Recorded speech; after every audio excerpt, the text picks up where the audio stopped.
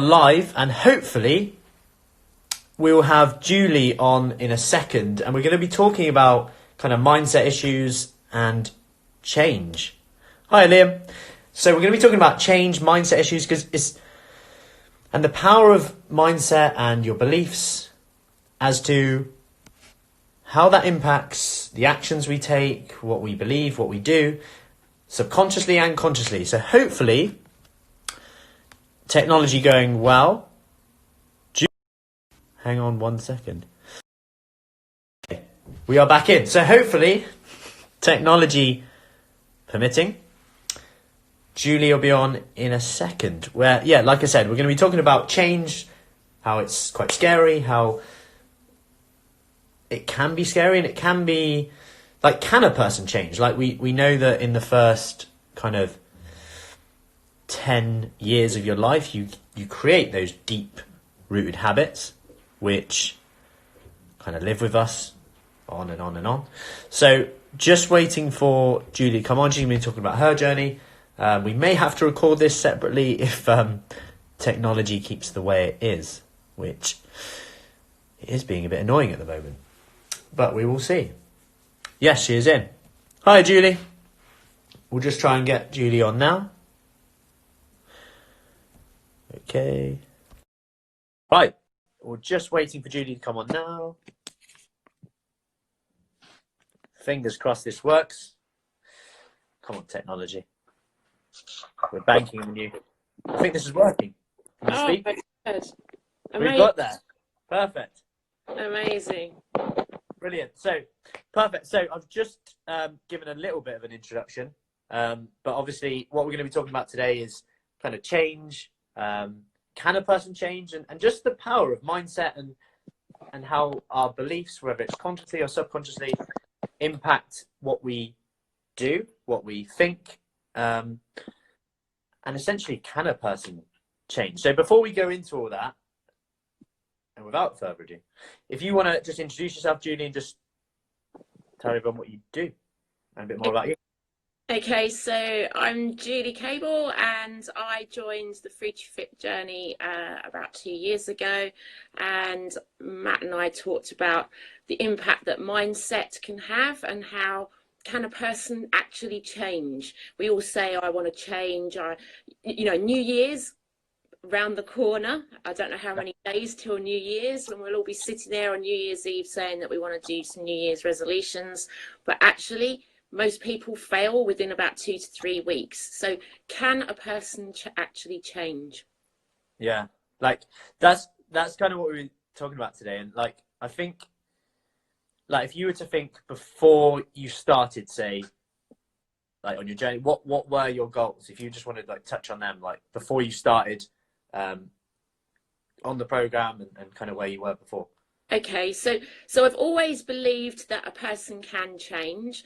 I think there's been a lot of scientific studies over the years about how we're influenced by our genes and our experience and stuff. And I've always believed that actually you can change. I've worked with individuals over the years that have wanted to achieve their own goals. My observations from that have always been that you can change your life and achieve goals and make changes to your habits and things. It wasn't until I started working with young people that actually that came into question, because they were on recovery from substance misuse, and it was very apparent that actually they were very influenced by their surroundings and their experiences. So I think we're all led down a path where we have our own stories. And when I came on the program, when I came on Fruci Fit program, I came on the program because I wanted to get fit.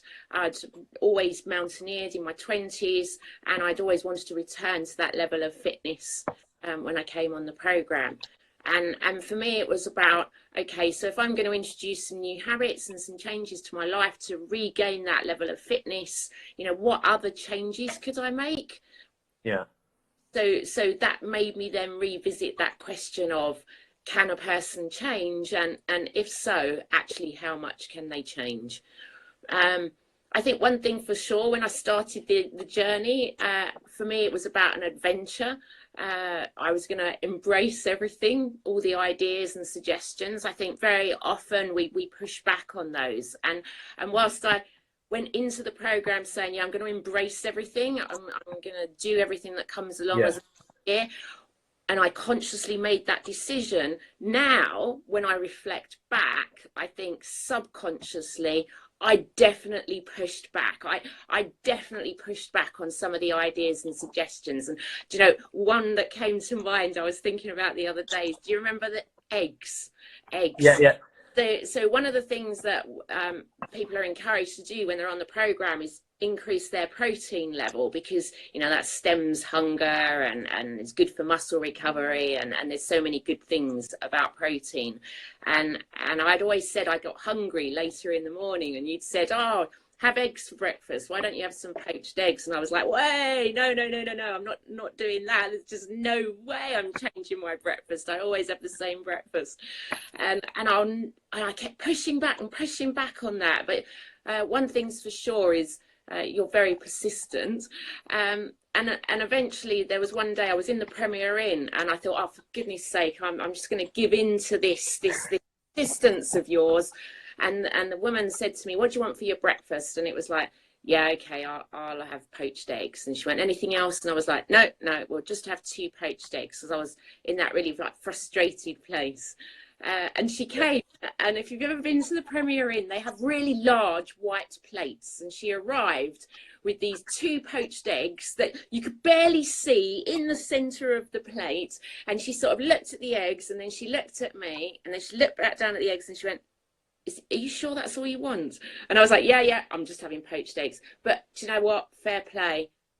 They did what they needed to do, and I was full up for the rest of the day. I think even until past lunchtime. And I think so often we push back on things. We have excuses, or we have reasons, whatever you want to call them, as to why we can't do something. And I know there's been some neuroscientists that have looked at that. Have looked at, you know, why do we do that? And often our thoughts and behaviors come from previous experiences, previous memories.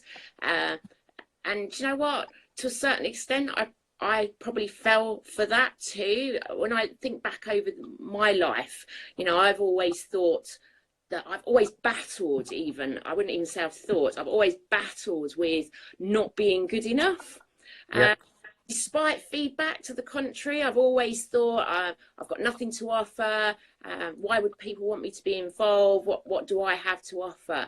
And I know where those beliefs came from. Those beliefs came from, you know, in my younger years. I remember my mum across the room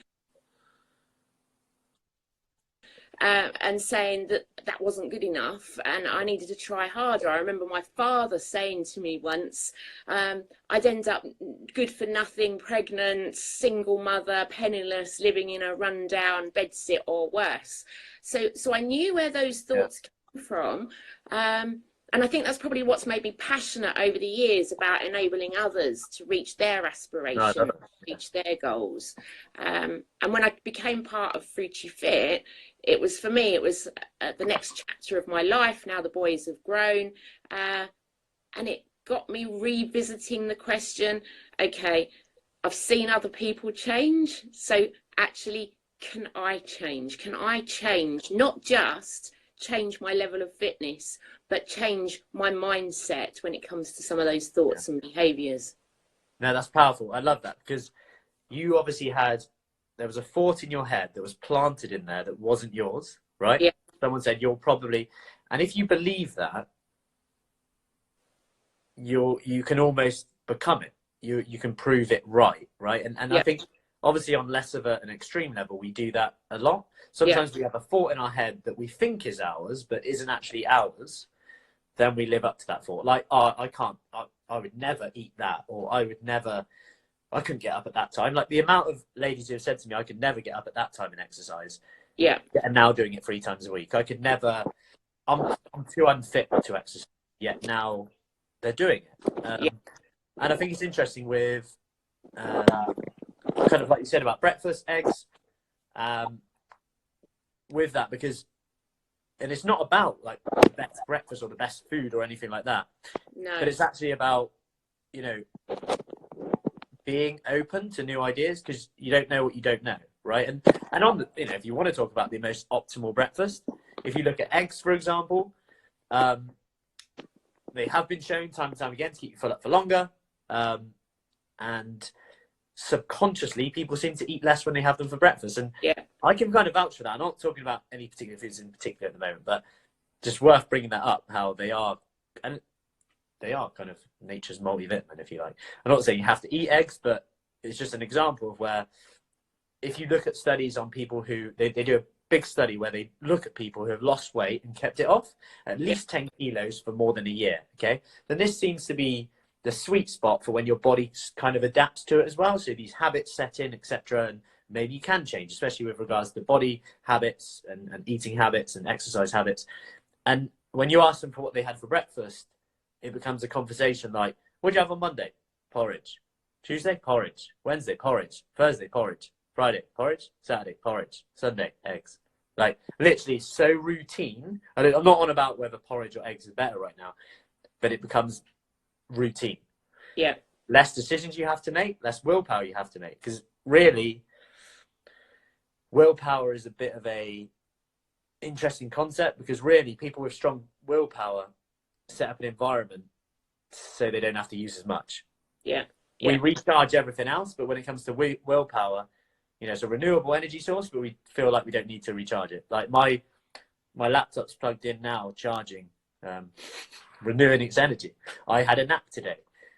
All those things have recharged. So yeah, cool, perfect. And I think when you hear things so many times as well, like you can believe it. Like, a lot of people will believe that breakfast is the most important meal of the day because they've heard it so many times. Yet it actually lacks a lot of evidence. But when you hear something a lot of times, I think it's human nature to give it evidence, give it some backing, when actually it depends on the individual.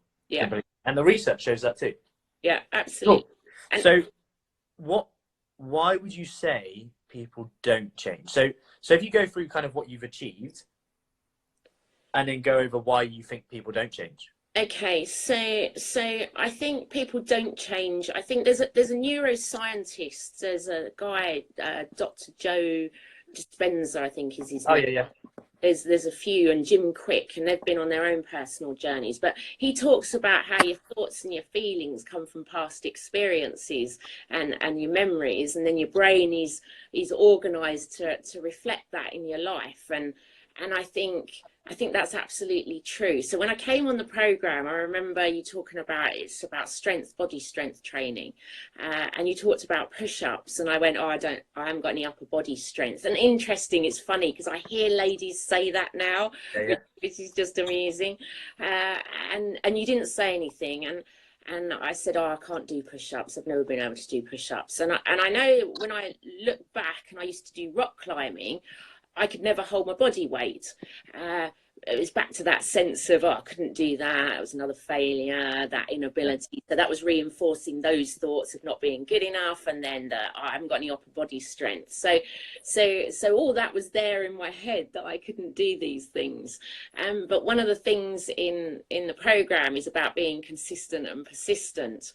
And each time we'd come to training, we'd have a go at that. And then over time, I've been able to achieve the push-ups, and I've gone from not being able to do push-ups, well, I did 2 push-ups, to now doing in excess of 20 push-ups. Yeah. Wow. And I think that's a really good example of an experience in my past. Rock climbing said to me, I don't have any upper body strength. So I just completely dismissed anything that involved upper body strength.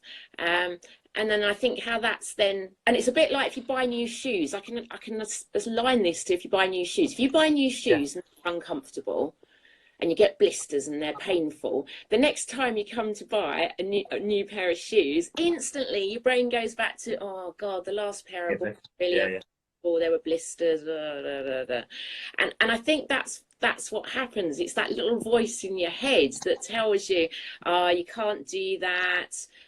It was uncomfortable, you failed, and you think, oh, I'm not going to do that. So I think that's what happens with the push-ups. I haven't got any upper body strength, I'm not going to do the push-ups.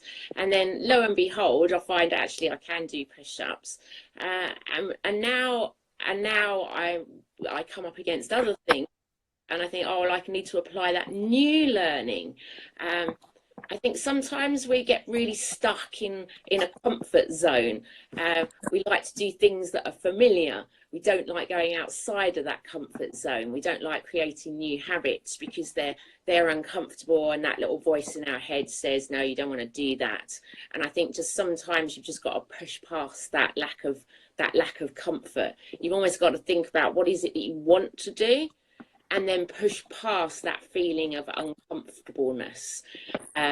You've almost got to have your behaviors and your actions have got to equal what it is that you're trying to achieve, whether or not that's comfortable or uncomfortable, because it's by creating those new experiences that you then rewire the brain. And then the next time something comes along, so for me, for instance, monkey bars. So monkey bars, I would have once upon a time gone, oh no, I can't do monkey bars, I don't have any upper body strength. And you and others will know I had a go at that recently, and I think we were both surprised. So do you not remember, like, so when we did it, we actually set that as a target for like 12 weeks time to be able to do the monkey bars, and we thought, let's just see where you're at now. Then you just did it. And I was like, oh, that was a waste of planning 12 weeks. Absolutely. But no, I think you're right, and I think it's never as bad as it seems, right?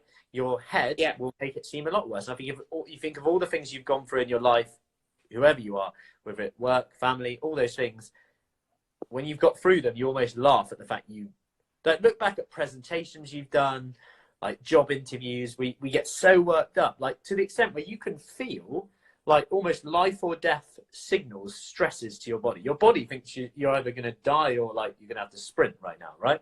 It's like literally fight or flight. And I think it's fascinating. And it's funny you say about upper body strength. One of the ladies said the similar thing.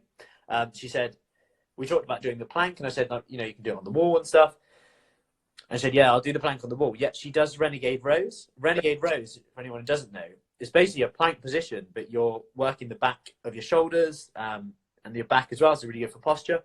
It's basically harder than a plank. And she can do the renegade row, but because she's got an association with the word plank, maybe from doing it in the past and fading from it, she's like, oh, I don't do the plank. It really is fascinating. And I think to motivate that, then you've got to look at the cost versus benefits, like you said. So if you're struggling to do it or having questioned those fears, just know that I think it's important to remember that inaction also has consequences. Absolutely. Because ultimately, if nothing changes, what happens? Okay, this happens, this happens. Because often we go, if I change this, this will happen. Oh, that's scary, actually. Whereas we never really say, if I don't do anything, what happens? Well, this, and this will happen. Because that's quite scary too. Yeah, absolutely. And I think the problem with a lot of people is they want to change. They want to change something in their life, but because it's uncomfortable to change and they don't want to push past that, then they don't do that. And I think quite often, and sadly, when we want to make change in our life, we wait for something major to happen, be it the loss of a loved one or some trauma or a health condition, and that almost motivates us to suddenly, I need to make a change. It changes our perspective. Instead of more positively and proactively deciding to change and practicing mindfulness and thinking about, okay, I need to be more aware of what I'm thinking, and then question those thoughts and make different choices. And there's some research or some fact that says 95% of who we are in terms of our attitudes and our behaviors and our perceptions and how we emotionally respond to things is actually defined by the age of 35, and it's hardwired into our brains. So the challenge is that getting past that uncomfortableness and actually making a change. Yeah, it's interesting. I can apply all that to kids, right? And I'm very careful about the language I use around my daughters, because for that reason, actually, like if you look for something, you'll find it. So are you tired? Are you sad? And it's not to say don't fight feelings. Feel the feeling. Don't fight it. If you look for it, I think you'll find it. Yeah. Am I tired? Yeah, I think I am actually. Yeah. If you're around somebody who says, "Oh, I'm so tired at the moment," you almost go, "Yeah, I'm a bit tired too, actually. I'll have some of that." It's really interesting. I find myself doing it. Then I go, "Hang on a minute. I've got loads of energy." Yeah, I actually have. Yeah. Yeah, I think it's like not to say that don't fight the feeling if you are feeling it, but sometimes, like I said, going back, we plant other people's thoughts in our head and we think it's our fault, but it's actually not. We're actually doing something that we think we should do because other people do it, or we want to fit in, and then it goes on to all sorts of things. So you've done the push-ups. What was next?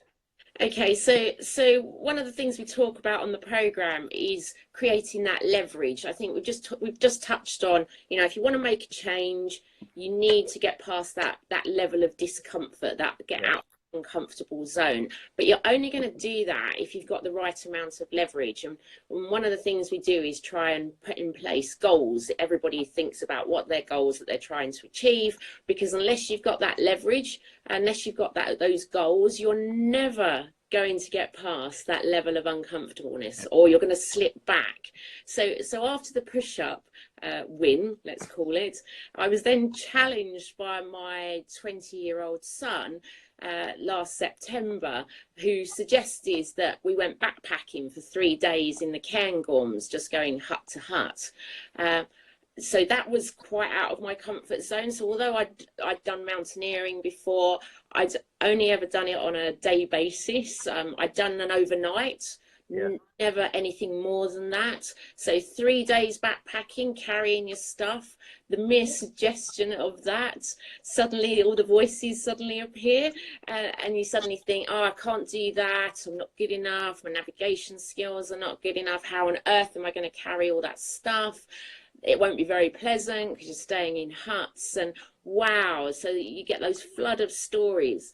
But Matt, so it gets very confusing here because Matt, my son, too many Matts in my life, was convinced I was fit enough, but then he came out with the leverage of, oh, it'll be great because we can make memories, and anybody that knows me, you know, making memories is just, I'm not a materialistic person, but making memories, I think that's priceless. So all of a sudden I had that leverage to push past and go past that out of my comfort zone part. So embarked on the training, so distance, weight, incrementally increased that week on week, went out walking. And then at the Christmas, so that was in the September, and then at the Christmas I happened to go for coffee with one of the ladies in the group, and I'm still to this day, I'm not quite sure how this conversation happened, but she was doing the Hathersage Hurdle, which is a 20-mile dash in the Peak District, and she said, oh, you should come on that. And I'd not been to the Peak District for years. And it was like, oh, this all fits in really nicely. And, you know, 20 miles, wow, that's not that far. Yes, I'll do that. And so I signed up for that. And it was like, oh, that's okay. And it wasn't until we went walking over the Christmas period, my husband and I, and we'd walked 12 miles. And I suddenly said to him, 12? Wow, I'm supposed to be doing 20 in May. So all of a sudden I had this additional leverage, because I was then doing the Cairngorms in the April and then the Hurdle in the May, but I had this additional leverage that I didn't want to let Debbie down. Debbie had an amazing journey herself. She does ultra challenges, very inspirational. So I didn't want to let her down. I suppose the benefit that came from it is that everybody in the group got to know what we were doing. Yeah, the accountability is powerful. Accountability, yeah, we've not even touched on accountability, but I think the support from the group was really, really powerful. Do you know, that's one of the really lovely things about the Fruci Fit community, is the support you get from the other ladies. We're all very like-minded, we're all on individual journeys. It doesn't matter who you are, where you're going, what your goals are, what your aspirations are, or what your challenges are. Everybody is there to help everybody else get. It's like some of the ladies at the moment. So I'm lurking in their accountability group, right? And they're just keeping each other on track on small things like You know, it could be as simple as, here's 3 things I'm going to do today. Make sure I do them. Check in with me at the end, and then we're checking in. It's powerful. Yeah. But I think with the memories thing, you just jogged my memory of this morning. I was chatting with one of the ladies, and she said that her one of her kind of motivations for doing this is how her son said to her, "We can't do that because you won't be able to do it." Right. So she wanted to do more stuff with her son, but even her son said, "Oh, you won't be able to do it, Mummy." And then she was like, "Oh my God, like he's saying I won't be able to do it now. Yeah. I need to change that so I can do more, feel better when I do more, and get the endorphins going." And yeah, she's already, even after 2 weeks, said yes to more things that she would not normally have done. Yeah, absolutely. Yeah. And do you know, I'm not going to lie, when I was doing the practice walks, so I was going out walking every weekend so I could increase the weight distance.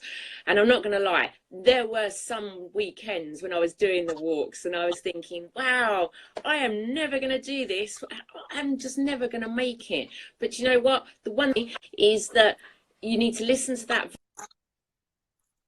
voice, acknowledge it's there, and then flip it round into a positive and think about, yeah, I can do this. Why can I do it? And reinforce new learning. Because why is it? Yeah. Yeah, absolutely. Why is it that you said you can't do it? You have just as much evidence that you can and you can't. You just have to believe it. Yeah. It's the Henry Ford comment. Yeah. I think whether you think you can or you can't, you're right. That's the one. Yeah, that's the one. Yeah. That's the one. I didn't want to butcher his quote. and it was for me because we eventually got to Scotland. So we got to Scotland in the April. We arrived in Aviemore, and I think for me where the questioning came from was because 2 years previous I'd been to Scotland with Matt, and although we'd only done base camp walks, we'd only been out for a day walk, I wasn't fit enough. I didn't make it to the top of the mountain, and we had to come down. And I remember sitting in Aviemore, and all those emotions and thoughts and that failure came back. And I was thinking, wow, this trip is way, way harder. We're going further. The packs are heavier. There's so many more challenges. But it's back to the, okay, I'm acknowledging that thought. And now I'm moving on from it because there's no evidence that that's going to be the same again this time. And I think you talk about separating emotions, facts from feelings. Yeah. It was a feeling. It wasn't a fact. There was nothing that was going to say. I think it's powerful. Whenever you find yourself saying, I feel like, that triggers something in my brain after years now of going, I'm about to use an analogy. So am I tired? Am I tired? Because when you're tired and you have no energy, you've not slept well, you need to give yourself a break and go, everything I do now is going to be exaggerated. Yeah. Comparisons to others, beating yourself up, judging yourself, everything will be exaggerated compared to normal. I just say it's a given. Anything I say, I always just go, you need to go to bed earlier. Yeah. It'll be better in the morning. And it was like in the sleep podcast with Kathleen Reinhardt I did the other week. She spoke about you can't kind of cheat sleep, if you like, and everything is easier when you have more energy, and that's why I think it's so important to do something for you each day. Like no matter how small, even if it's taking 5 minutes, having a cup of tea just for you on your own, having a bath, reading a book. And when you become accountable to stuff like that and that makes you feel good, you tend to have more energy and more motivation to do the things that you know will get you the results you want, that again make you feel good. Nice cycle. Yeah, absolutely. And I think when I was on the Aviemore, when I was on the Kangas Trip, again, I'm not going to lie, there were moments on that 3-day trip when it was really tough. The valleys seemed so long, the mountains were so high, the pack was so heavy. But the thing is, when you're in that situation, when you're in an extreme situation, you've got 2 choices. You either push on, or someone has to come out and rescue you. Yeah. And there's just no way that was going to happen. So you push through that feeling of fear or can't do it, or you're out of your comfort zone. You go back to the goal, the leverage. Why am I doing this? And you question the stories that you're almost telling yourself. Yeah, no, it's true. So if you were to say now, like in terms of change, if you were to sum up kind of, what would you say is the three biggest things or most significant determining factors, if you like, for someone to change? Like, what would you say they are? Okay, so if you were to say three things that someone needs to consider. I think the three things that you need to consider are, I think you need to acknowledge that voice in your head, but then question it and say, okay, what's the worst that could happen? If I do this, what's your no, for instance, doing this podcast for me is like so out of my comfort zone. It's off the scale. You know, I'm not an out the front type person. I'm more of a behind the scenes person. I don't do networking. I don't do presentations. Or that's the story that I was about to say that. And now think about, you know, if I do this, what's the worst that could happen? And I think that's the first question that you need to ask yourself. I think you need to look for evidence of other wins, and just reinforce those. You need to perhaps write down what are the achievements you've had in your life. And I think sometimes people look at the big achievements, but it's also about the small achievements. And I know one of the things we do on the program is look at the 3 wins. What are the 3 wins that I've had today? Because it reinforces that positivity. Because so often we think, oh, it's been a rubbish day, I've been rubbish, it's been rubbish, everything's rubbish. But actually, when you look at the facts, actually that's not always the case. It just reinforces those positive wires in your brain, those positive. It's amazing. Yeah, because we just get, the simple fact is we give more attention to negatives than positives. Yeah, I think that's just our default way of going, and that's fine. It comes in handy at times when you're running away from a lion, but like in everyday life, like unless you put your attention on your intentions and what you're doing well, that's a choice then, and then that can change the way you feel. Like if I start my day, here's an example. If I start my day and I write down 3 things I did well yesterday, then I open my emails, I'm a different person when I answer my emails. Compared to going, waking up, tired, up against it, going, oh, what's this? What's this? Like you're just flustered. You're always reacting rather than, you know what, I'm doing all right. Yeah, this is okay. Yeah. And it's interesting you talk about mornings. So I think the third thing is to embrace new ideas. Yeah. Just give it a go. Just try it. And you talked about the mornings. So you'd said to me about, I can't remember how we ended up on this conversation, but one of the suggestions you'd come up with is about having a morning routine. And when I say a morning routine, I don't mean just brushing your teeth. I mean getting up slightly earlier and having the first hour of the day for yourself so that you can exercise, meditate, do whatever it is that is personal to you, and before the whole world takes over. And I just pushed back and went, I don't do mornings. I'm not a morning. Yeah, it's funny.